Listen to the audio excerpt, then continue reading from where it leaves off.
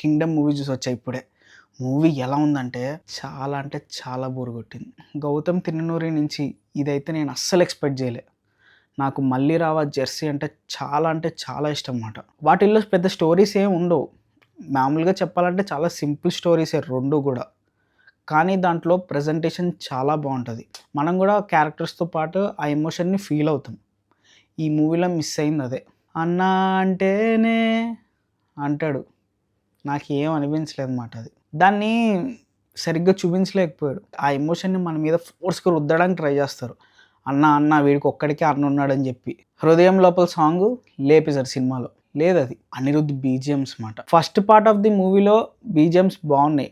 దాని తర్వాత వచ్చే ఎమోషనల్ సీన్స్‌లో కూడా వీడి, సత్యదేవ్ అయితే చాలా బాగా పర్ఫార్మ్ చేశారు. బాగున్నట్టుగా ఎక్కడ ఫీల్ రాలే. మేబీ బ్యాక్‌గ్రౌండ్ స్కోర్ వల్లనే. ఎందుకంటే సినిమాటోగ్రఫీ అయితే చాలా బాగుందన్నమాట.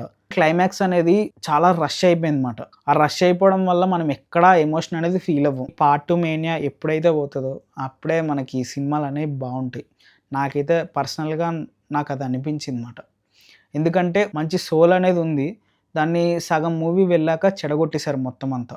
కొన్ని సీన్స్ బాగున్నాయి అనిపిస్తది. దాని తర్వాత వెంటనే నరేషన్ మొత్తం ఫ్లాట్ అయిపోతది. దాని తర్వాత ఏదో ఒక ఎలివేషన్ వస్తది అని మనం అనుకుంటాం. కానీ అక్కడ ఎలివేషన్ రాదు. అంతా ఏంటేంటో అయిందన్నమాట.